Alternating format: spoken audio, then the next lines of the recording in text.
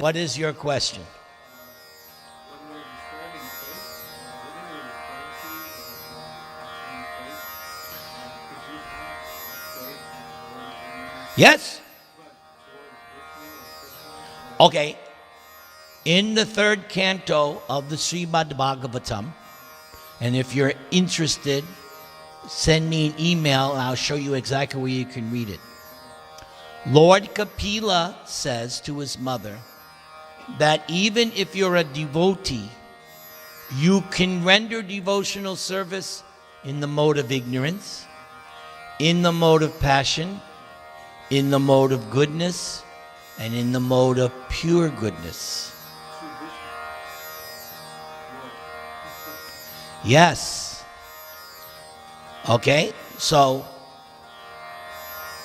why don't you send me email and you can read that section so that you'll understand completely how there is devotional service in the mode of ignorance, passion, goodness, and of course, pure. Does it just have to do with following scripture? Well, basically,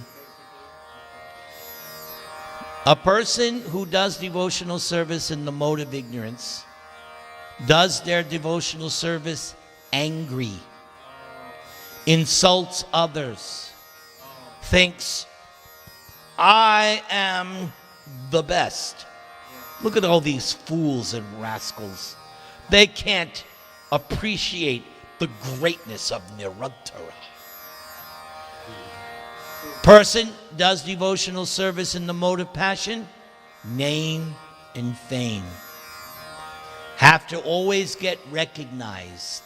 Have to have their face always up front with the microphone. Person in the mode of goodness does their service nicely. They're very humble. They're not looking for profit or fame. You don't see them, but they're nicely, they don't argue or get into disputes with others, very meek and humble.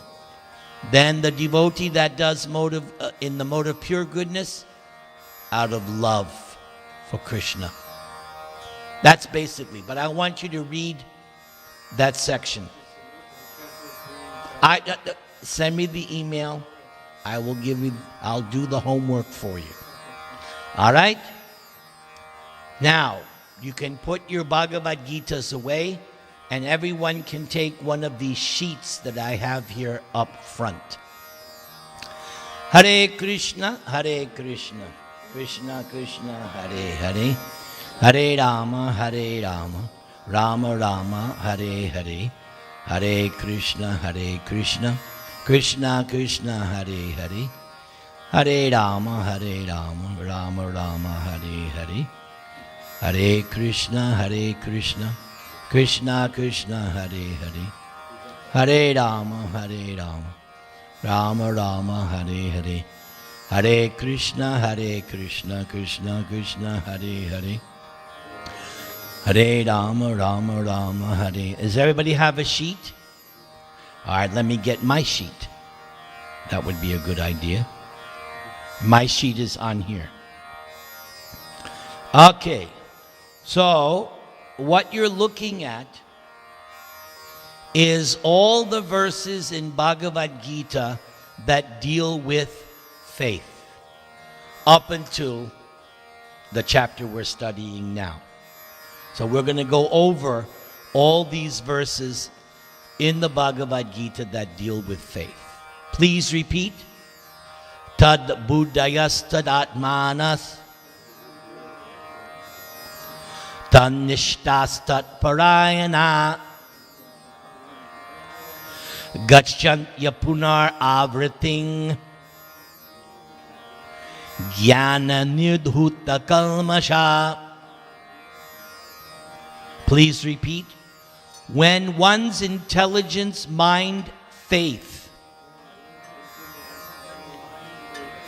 and refuge are all fixed in the Supreme, then one becomes fully cleansed of misgivings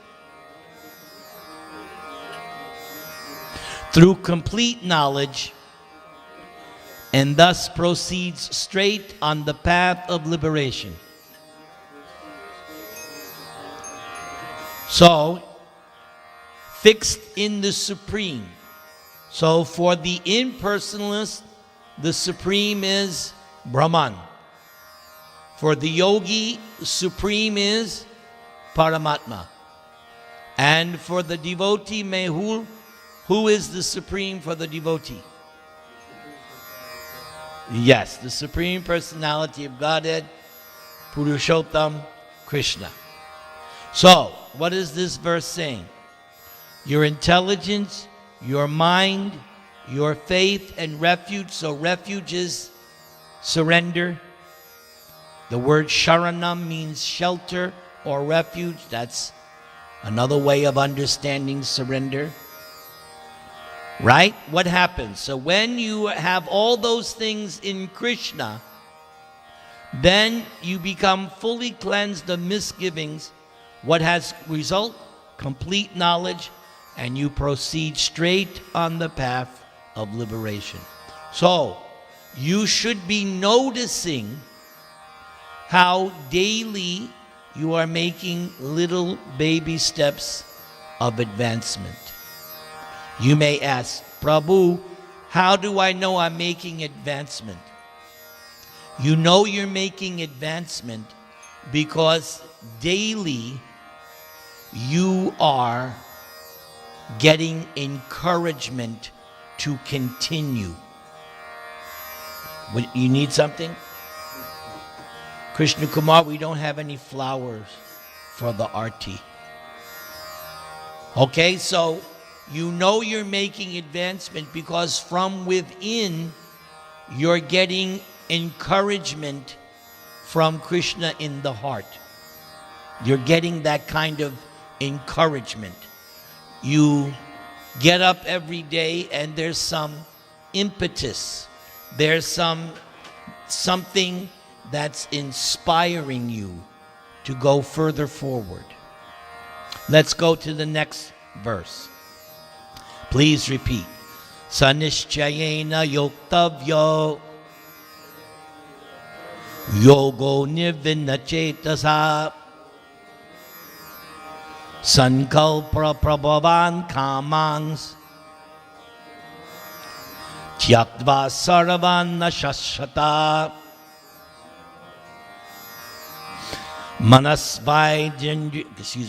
manasai vendriya gramang viniyamya samantata. On that fourth line, what does your paper say? Tyaktva sarvan. What's the last word on that fourth line? Ashata.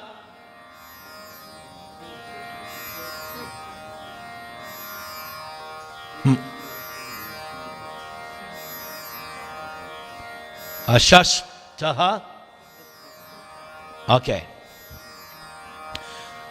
Please repeat. One should engage oneself in the practice of yoga with determination and faith and not be deviated from the path. One should abandon without exception all material desires born of mental speculation, and thus control all the senses on all sides by the mind. So, you are practicing what kind of yoga? Bhakti yoga. And Bhakti yoga is which one? The lowest, highest, which one is it? The highest, yes. Though this verse, Krishna is saying, how should you practice this Bhakti yoga? Determination and faith. So that's very important. You have to be determined and not be deviated from the path.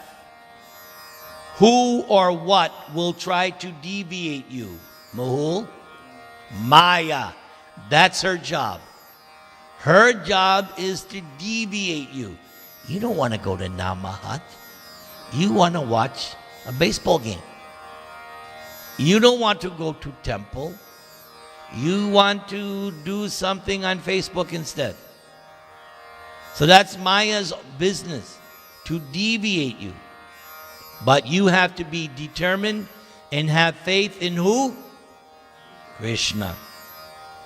One should abandon without exception, meaning no loopholes, all material desires born of mental speculation. This was mentioned in chapter 2. Krishna said the same thing. All material desires are born of mental speculation. I will be happy by this nonsense thing. Like Vrikasura. Vrikasura thought if he got that benediction, he could then get Parvati for enjoyment. But instead, it backfired. He got destroyed. So all material desires are born of they're mental concoctions, and thus control all the senses on all sides, yes, by the mind. That famous, maybe you've seen the museum, New Dwarka Museum, and they have that one scene where there's the chariot and the wild horses, and the person is trying to hold on to the reins. So the reins is the mind. And who's holding the mind? Intelligence. The passenger is the soul. So intelligence has to hold the mind, and the mind are the reins pushing. Now, what kind of horses are they? Wild horses. Not easy to tame wild horses, is it? What do you have to do? Pull hard. So yes, the senses want to go like wild horses. Oh, I want to go. Anyone who's had young children, you know exactly what I'm talking about. What do they say? A kid in a candy store. I want this, I want this, I want this. And then the father has to say, Beti, no! Somebody has to control. So the horses, the senses have to be reined in. That's why without the four regulative principles, there's no spiritual life. There has to be that restriction. There has to be that control. And it's done with the mind. The mind fixed on Krishna, Guru, and Krishna. Okay, let's go to the next. Please repeat. Arjuna Uvacha Ayati Shradhayo Peto Yogach Chalata Manasa Aprapya Yoga Sangsiddhin Kangating Krishna Gachyati Kachchin Nobhaya Vibrashtash Chinabram Mivanasyati Apratishto Mahabaho Vimudho Brahmanapati. Please repeat. Arjuna said, O Krishna, what is the destination of the unsuccessful transcendentalist who in the beginning takes to the process of self-realization with faith, but who later desists due to worldly mindedness, and thus does not attain perfection in mysticism. So, whether it be any kind of yoga or actually any endeavor, even on the material plane, it begins with faith. Everybody has faith. Otherwise, you wouldn't step the next step. Everybody has faith, whether it's material or spiritual. So faith is always the beginning.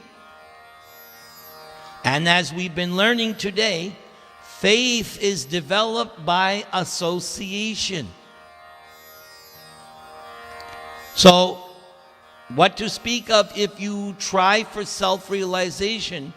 The only reason you try is because by association you got some faith. Let me try to become Krishna conscious. Me, how did I get the faith? I got a book.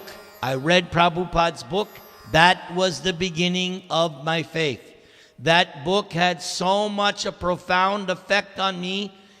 I decided, let me see. Then I got another book and another book. Then I went to the temple. I saw Prabhupada. Now the faith was really solidified, because when I saw Prabhupada for the first time, I said, this is great. I have found the modern Jesus. I'm telling you the truth. That was my realization, seeing Prabhupada come out of the doorway, glowing. I went down and I said, this is great. I have found the modern Jesus. I'm so happy. So my faith was being established. Then I would come to the temple. Oh, you know better than I've told the story so many times. What was my real faith? Prasadam. Yes, that prasadam, that sealed the deal right then and there. I gotta come back for this prasadam. That was it. Lord Chaitanya's program is perfect. Chanting, dancing, and feasting. Yes. Somebody used to say, I always thought it was, what was that? Somebody have a gun? Somebody used to say, I would be a devotee even without prasadam. I used to look at him. You're crazy. Stop it. Not possible. Has to be prasad. So that's how that faith becomes solidified, by association. And notice again, but who later desist due to worldly mindedness. And Muhul pointed out, Maya, that's what she does. She gets you now involved in her service. Maya says, no, don't go to Krishna's service. I want you in my service so I can slap you. That's her business. She wants to engage you in her service. All right, let's go to the next one. Almighty armed Krishna, does not such a man who is bewildered from the path of transcendence fall away from both spiritual and material success and perish like a riven cloud with no position in any sphere? So what does Krishna say right after this? For one who has good, he is never overcome by evil. So yes, if you begin this bhakti yoga and you become worldly minded, just because you begin, Krishna benedicts you. You go to the heavenly planets. You'll come back after some time. You'll get a chance to pick up from where they left off.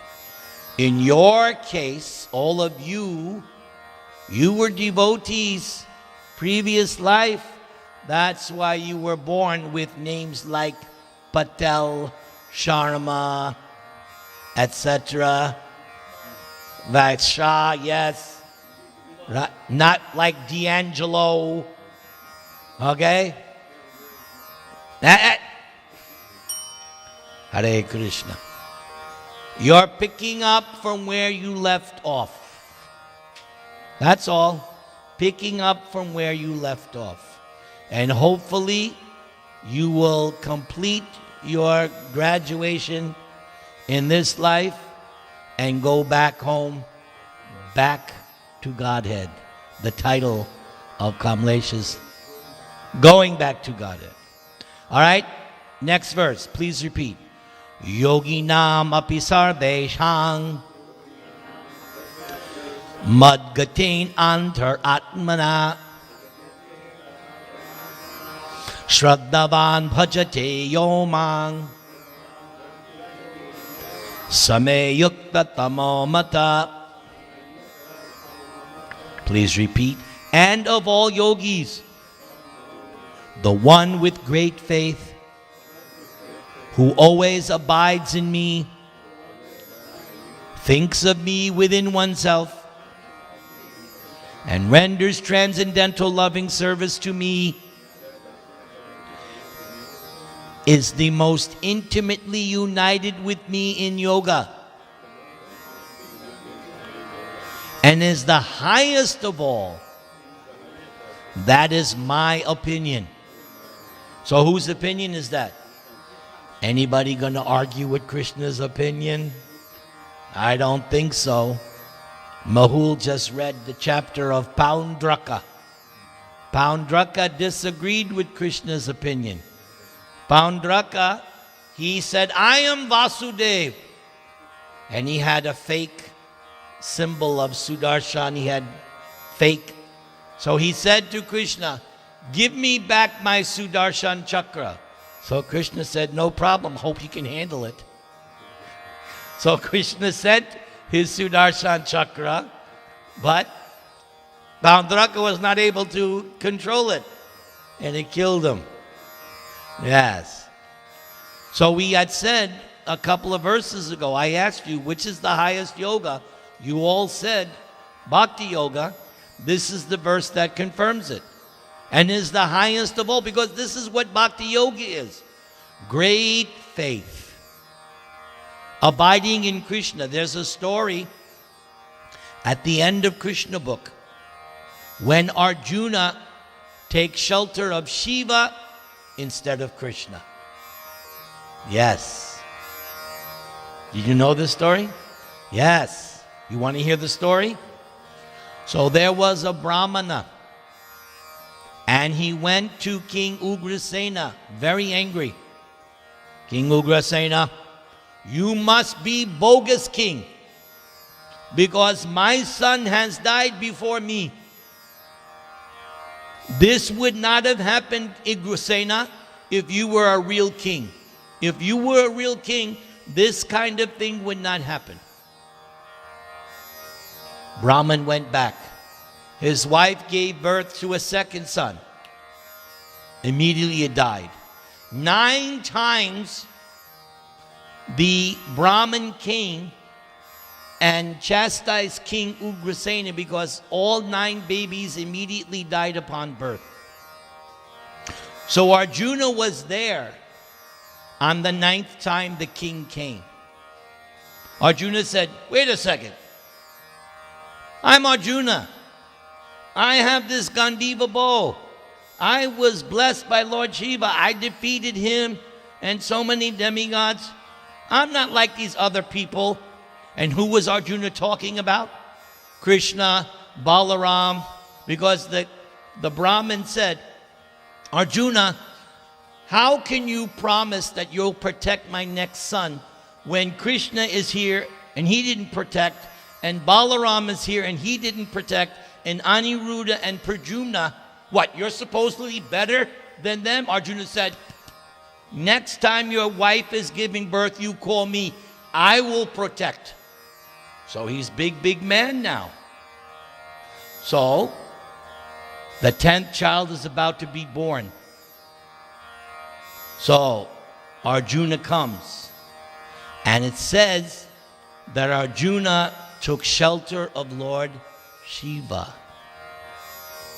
Now, Arjuna had promised that if I can't give protection to your son, then that means I'm a bogus Kshatriya, I will enter the fire. So Arjuna shot his arrows trying to protect. As soon as the baby was born, it flew up into the sky and disappeared.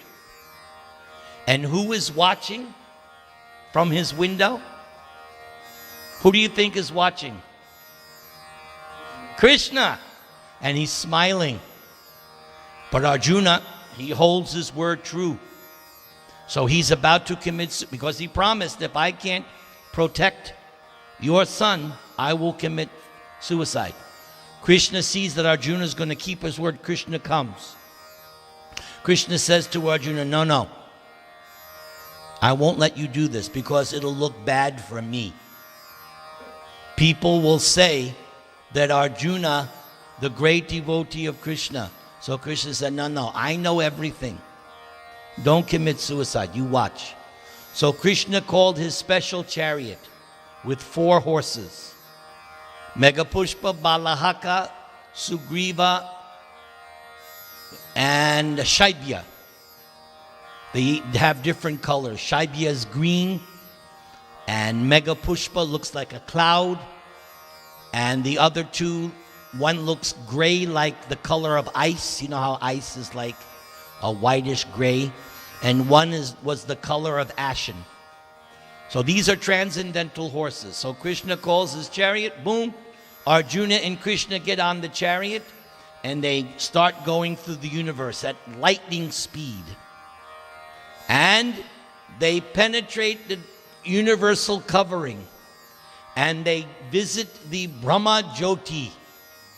And then they enter into the causal ocean, and they see Lord Mahavishnu, and he's lying on Ananta Shesh. And there are the 10 sons of the Brahman. By now they have grown. So Krishna takes the 10 sons, and Mahavishnu said, oh, I'm so glad you came to visit me. I just wanted to see you. Thank you for coming. So then Krishna and Arjuna return with the 10 sons. So the question is asked, why did Mahavishnu do this? But there was a reason. Mahavishnu did this because Mahavishnu somehow or other was not able to enter Dwaraka to get darshan of Krishna. I can't explain why. That information is not there. But even Mahavishnu wasn't allowed to see Krishna in Dwarka. So Mahavishnu said, oh, I'll make Krishna come see me. And so he took those Brahmin sons, knowing that eventually Krishna would have to come, rescue the sons, and then Mahavishnu will get to see Krishna. Did you like that story? Yes. It's towards the end. It's in second to last chapter of Krishna book. Okay, let's go to the next verse. Please repeat. Yo yo yang yang tunung bhakta Sraddayarchitum itchati Tasya tasya chalang shraddhang Tameva vididham yaham Sattaya sraddaya yuktas Tasya radhanam ihate Labate chattata kaman Mayaiva vihitan hitan. That last line is very important. Prabhupada mentions that line in the story of Krishna lifting Govardhan Hill. So that line is very important. Mayaiva vihitan hitan. All right, please repeat. I am in everyone's heart as the Supersoul. As soon as one desires to worship some demigod, I make his faith steady so that he can devote oneself to that particular deity. So just see how nice Krishna is.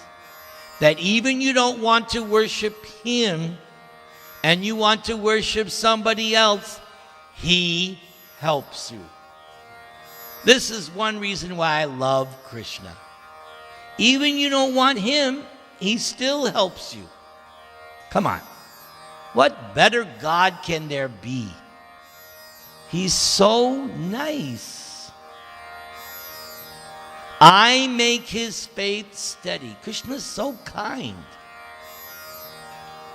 Please repeat. Endowed with such a faith, one endeavors to worship a particular demigod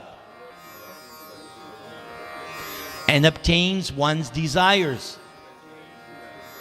But in actuality, these benefits are bestowed by me alone.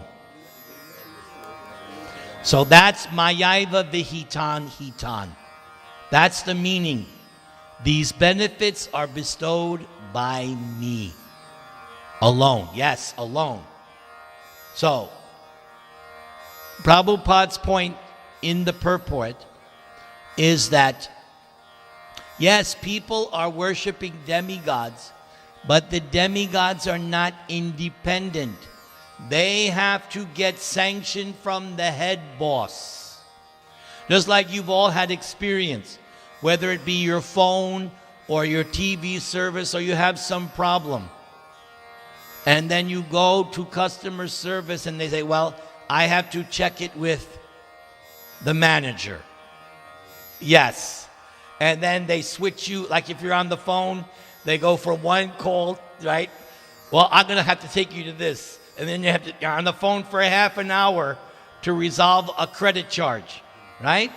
Because I can't authorize that. I'm sorry, I can't authorize that.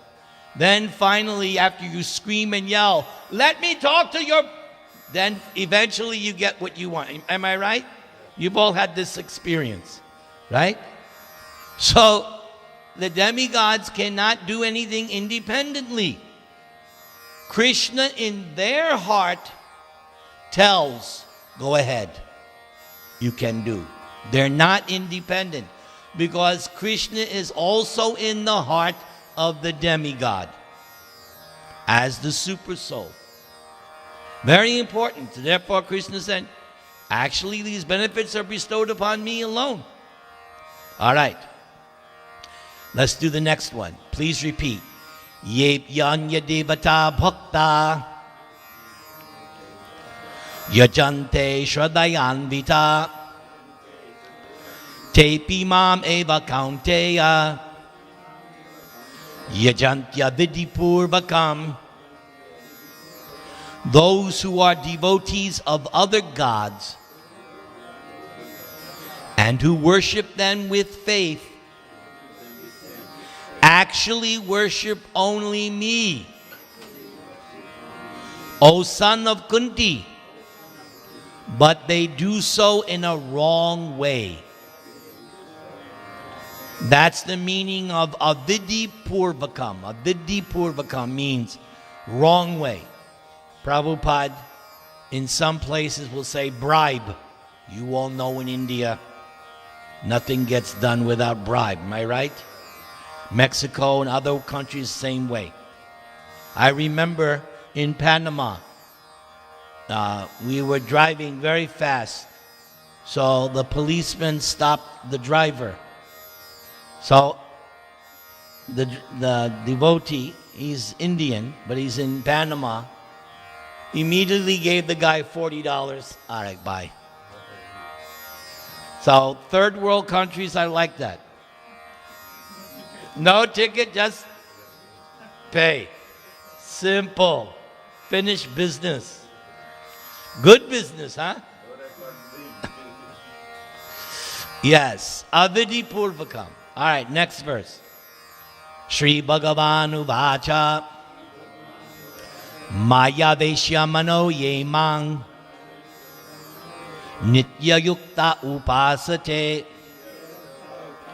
Shraddhaya Parayopetas Tame Yukta Tamamata. Please repeat. The Supreme Personality of Godhead said, those who fix their minds on my personal form and are always engaged in worshiping me with great and transcendental faith are considered by me to be most perfect. So, my dear friends, if you have even a little bit of faith in Krishna, whatever you do, don't lose it. Just like if you get a very valuable jewel, you take care of that jewel. You protect it. Or if you have a very, very important investment, you keep that very carefully. So the same way, your transcendental faith in Krishna, don't let anybody disturb that. And if any of you get disturbed in your transcendental faith, call me. That's my job. I am here to promote, encourage, enthuse your transcendental faith. Mahul can testify. I'm worth my words. Right on, brother? Thank you. So if anything ever happens to your faith, email or call me. I will try my best to help you. I think we have one more verse. Is that true? Very good. Ye tu dharmamritam idam yatoktam parupasate sradadana matparama bhaktaste tivame priya. Those who follow this imperishable path of devotional service and who completely engage themselves with faith, making me the supreme goal, are very, very dear to me. So you should be engaging in your service with faith in Krishna. All right. Thank you for attending. Thank you. I am now ready to go to Santiago for 2 weeks. Thanks to your attending this class. You have very much encouraged me. May Krishna bless you, protect you, maintain you. Are you ready for Arti and Kirtan? Good. I like that nice resounding yes.